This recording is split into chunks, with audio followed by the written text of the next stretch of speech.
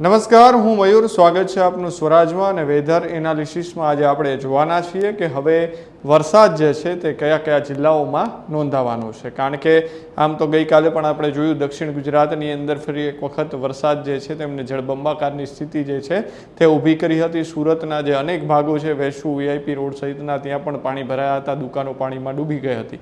પરંતુ હવે આવો જ રાઉન્ડ હવે સૌરાષ્ટ્ર અને મધ્ય ગુજરાત તેમજ ઉત્તર ગુજરાતના જે ભાગો છે ત્યાં ક્યારે આવવાનો છે અને કેવો વરસાદ રહેવાનો છે તે આપણે જાણવાના છીએ. પરેશ ગોસ્વામી હવામાન નિષ્ણાંત છે, તેમના દ્વારા શું આગાહી કરવામાં આવી છે તે પણ આપણે જાણવાના છીએ. ત્યારે પહેલાં સૌપ્રથમ આપણે જોઈ લઈએ કે વિંડીના માધ્યમથી આજે કયા કયા વરસાદ વરસવાનો છે અને આવતીકાલે શું સ્થિતિ રહેવાની છે. આપ જોઈ રહ્યા છો તે આ ભારતનો મેપ છે અને ગુજરાતની અંદર અહીંયા જે નાગપુર પાસે ઉત્તર પ્રદેશની અંદર આ સિસ્ટમ સક્રિય થઈ છે, તેમની અસર જે છે તે અહીંયા ગુજરાતના ભાગોની અંદર આપણને દેખાઈ રહી છે. આમ તો બંગાળની ખાડીની અંદર પણ ધીમે ધીમે આ સિસ્ટમ સક્રિય થવા જઈ રહી છે, તેમના કારણે અલગ અલગ ભાગો જે છે ભારતના ત્યાં પણ વરસાદ આપણને દેખાઈ રહ્યો છે. આ જે અરબિયન ઉપસાગર કહેવાય તે છે. પરંતુ સૌથી મહત્વની વાત એ છે કે આજે કયા કયા જિલ્લાઓની અંદર વરસાદ વરસવાનો છે તેમની આપણે વાત કરી લઈએ. તો સૌથી મહત્વની વાત એ છે કે જે આ આપણને બ્લુ જે ભાગ દેખાઈ રહ્યો છે તે સુરત, વાપી, મુંબઈનું જે બોઈસર છે, મુંબઈ છે, એ બાજુનો જે ભાગ છે, નંદુરબાર છે, ત્યાં વરસાદ જે છે તે વરસવાની શક્યતાઓ છે. ગઈકાલે પણ સુરતની અંદર વરસાદ જે છે તે જોવા મળ્યો હતો અને આજે પણ ભારે વરસાદ વરસી શકે તેવી સ્થિતિ અત્યારે સુરત, વાપી, વલસાડની અંદર આપણને દેખાઈ રહી છે. એટલે કે દક્ષિણ ગુજરાતની અંદર ફરી એક વખત જે છે તે બીજા રાઉન્ડની અંદર આ આપણને દેખાઈ રહ્યું છે કે વરસાદ વરસવાની શક્યતા છે. ગુજરાતના કયા કયા બીજા અન્ય જે ભાગો છે ત્યાં વરસાદ વરસવાની શક્યતા છે તે હવે આપણે જાણીએ. તો આ દરિયાકાંઠો છે સૌરાષ્ટ્રનો આખો, જેમાં જોઈએ તો પોરબંદર, માધવપુર, વેરાવળ, કોડીનાર, રાજુલા, મહુવા, પાલિતાણા, અલંગ, ભાવનગર. જે ભાવનગરનો જે દરિયાકાંઠો છે ત્યાં ક્યાંય આપણને વરસાદ દેખાઈ નથી રહ્યો. બોટાદ સહિતના જે જિલ્લાઓ છે, અમરેલીમાં ત્યાં કોરું ધાકડ દેખાઈ રહ્યું છે. પરંતુ જે સૌરાષ્ટ્રનો જે આ ભાગ છે કે જે વેરાવળ, જુનાગઢ જે પટ્ટો છે, કોડીનારનો જે ભાગ છે, ત્યાં આપણને હળવોથી મધ્યમ વરસાદ, છૂટો છવાયો વરસાદ પડે તેવી શક્યતા અત્યારે આપણને અહીંયા વિંડીના માધ્યમથી દેખાઈ રહી છે. ધારીનો જે ભાગ છે ત્યાં પણ પડશે, પરંતુ અમરેલી કોડું ધાકડ જે છે આપણને દેખાઈ રહ્યું છે. રાજકોટમાં પણ કંઈ વરસાદની શક્યતા નથી. જે જામનગર જિલ્લો છે ત્યાં ક્યાંય પણ વરસાદની શક્યતા અત્યારે આપણને દેખાઈ નથી રહી. ખંભાળિયામાં પણ વરસાદ દેખાઈ નથી રહ્યો. પોરબંદર, ઉપલેટા, જેતપુર એટલે કે જુનાગઢ, માધવપુર અને વેરાવળ, આ જે દરિયાઈ કાંઠા જે વિસ્તાર છે અને આજુબાજુના જે જિલ્લાઓ છે ત્યાં હળવોથી મધ્યમ વરસાદ વરસે તેવી શક્યતા આપણને દેખાઈ રહી છે. પરંતુ સૌથી મોટી વાત એ છે કે મોરબી અને માળિયા જે ભાગ છે ત્યાં વરસાદ વરસવાની પૂરેપૂરી શક્યતા છે. હળવોથી મધ્યમ વરસાદ વરસે તેવી શક્યતા અત્યારે આપણને અહીંયા દેખાઈ રહી છે. આપ જોઈ રહ્યા છો તે પ્રમાણે કે જે આપણને બ્લુ ભાગ દેખાઈ રહ્યો છે તે મોરબી અને માળિયા પાસે છે અને તેમના જ કારણે અહીંયા હળવોથી મધ્યમ વરસાદ વરસશે. ફરી એક વખત સુરેન્દ્રનગર, ધાંગધ્રા, વિરમગામ, ગાંધીનગર, અમદાવાદ, નડિયાદનો જે ભાગ છે, વડોદરાનો, ખંભાતનો, ત્યાં ક્યાંય પણ વરસાદ અત્યારે આપણને આજની તારીખની અંદર ક્યાંય દેખાઈ નથી રહ્યો. એટલે કે કોરું ધાકડ દેખાઈ રહ્યું છે.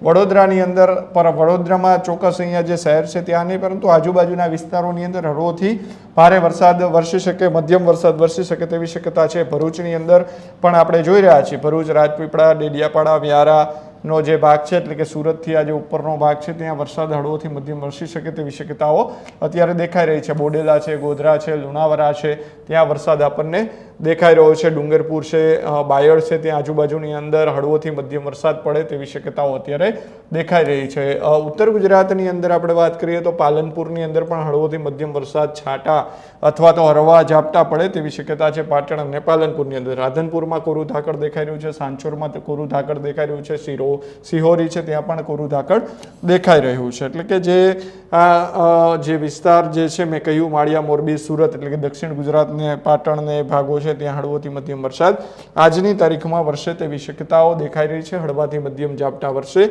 તેવી શક્યતાઓ આપણને દેખાઈ રહી છે. આ રાતનો ભાગ છે. રાતમાં નલિયા, માંડવીનો જે ભાગ છે ત્યાં પણ હળવોથી મધ્યમ વરસાદ વરસે તેવી શક્યતા આપણને દેખાઈ રહી છે. કાલે ગુજરાતની અંદર શું અને કેવો વરસાદ વરસવાનો છે સવારે, તો તેમની વાત કરીએ તો આ 9 થી 10 વાગ્યાનું અનુમાન છે.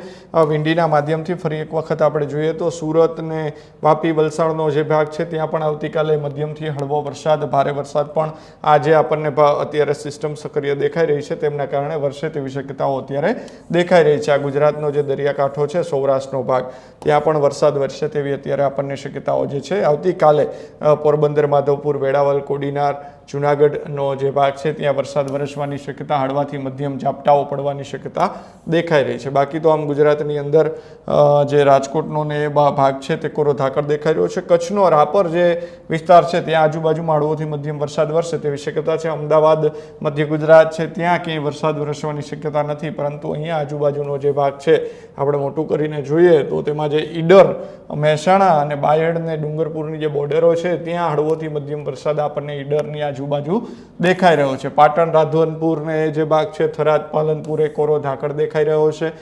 સાંચોર ને એ બાજુ ક્યાંય વરસાદ આપણને અત્યારે દેખાઈ નથી રહ્યો, પરંતુ જે હવામાન નિષ્ણાંત આગાહી કરી રહ્યા છે તેમને જે પ્રમાણે આગાહી કરી છે તે પ્રમાણે જે હળવાથી મધ્યમ ઝાપટાઓ જે છે તે પડવાના છે, પરંતુ હવામાન વિભાગ છે તેમણે શું આગાહી કરી છે તે પણ જોઈ લઈએ. ખેડૂત ભાઈઓ છે ખેતરમાં ડ્રોન ઉડાવતા હોય છે ત્યારે આપણે એક પ્રશ્ન સતાવતો હોય છે કે જે આપણે અત્યાર સુધી જીપીએસ ટેકનોલોજી વાળા ડ્રોન વાપર્યા છે, જેથી કરીને મોબાઈલ ટાવર છે અથવા તો હાઈ ટેન્શન લાઈન પસાર થતી હોય, કોઈ વૃક્ષો હોય, ત્યારે જે જીપીએસ ટેકનોલોજી વાળા ડ્રોન છે એમાં ટકરાય અને ટ્રેસ થાય છે.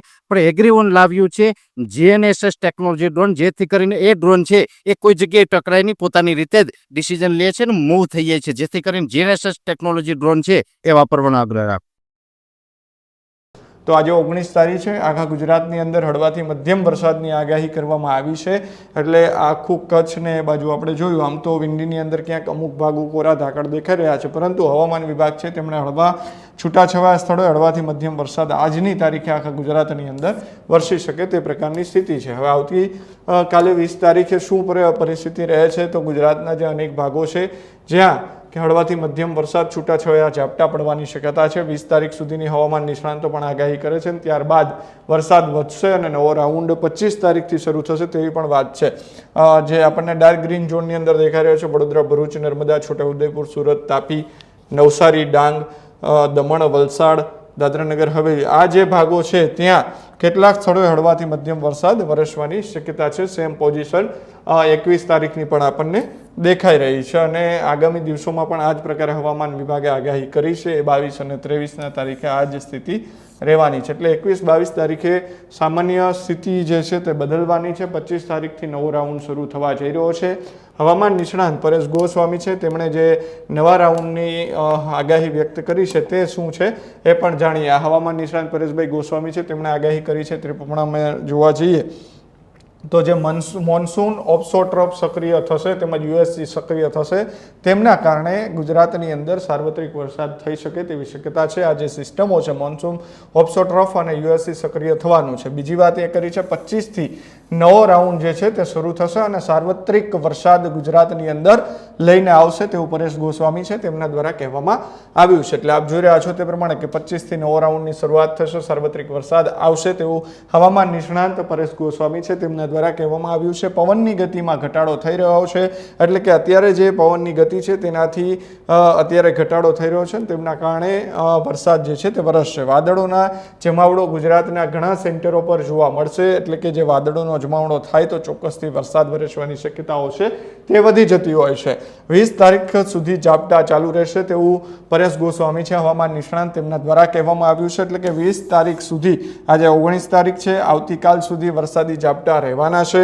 21 થી 25 તારીખની વાત કરીએ તો 21 થી 25 તારીખ સુધી હળવા મધ્યમ વરસાદ રહેશે, છૂટાછવાયા વરસાદ પડવાની શક્યતા છે. એટલે કે 21 થી 25 તારીખ સુધી જે છે તે છૂટાછવાયા વરસાદો જે છે તે રહેવાના છે. 25 તારીખથી નવો જે રાઉન્ડ શરૂ થવાનો છે તે સાર્વત્રિક વરસાદ ગુજરાતની અંદર લઈને આવશે. 25 થી 31 તારીખ જે છે તે સાર્વત્રિક વરસાદ ગુજરાતની અંદર નવો રાઉન્ડ જે છે તેમની શરૂઆત થઈ જશે, એટલે કે અત્યારે હજુ 25 તારીખ સુધી આ જ સ્થિતિ ગુજરાતની અંદર રહેવાની છે. ગુજરાતમાં જે વરસાદ વરસી રહ્યો છે તે હળવોથી મધ્યમ ઝાપટાઓ વરસવાના છે, પરંતુ 25 તારીખથી હવામાન નિષ્ણાત પરેશ ગોસ્વામીએ કહ્યું તે પ્રમાણે કે નવો રાઉન્ડ શરૂ થશે. નવો રાઉન્ડ આખા ગુજરાતની અંદર સાર્વત્રિક વરસાદ લઈને આવશે. ખાસ કરીને દ્વારકા, કચ્છ, જામજોધપુર અને જામનગર સહિતના જે જિલ્લાઓ છે કે જ્યાં અત્યાર સુધી વરસાદ વરસ્યો નથી ત્યાં પણ સારો વરસાદ થવાની અને સાર્વત્રિક વરસાદ થવાની આગાહી પરેશ ગોસ્વામી છે તેમના દ્વારા કરવામાં આવી છે. ત્યારે આવા જ વરસાદના અપડેટ્સ જોવા માટે અમારી ચેનલ સબસ્ક્રાઇબ કરવાનું ભૂલશો નહીં. ધન્યવાદ.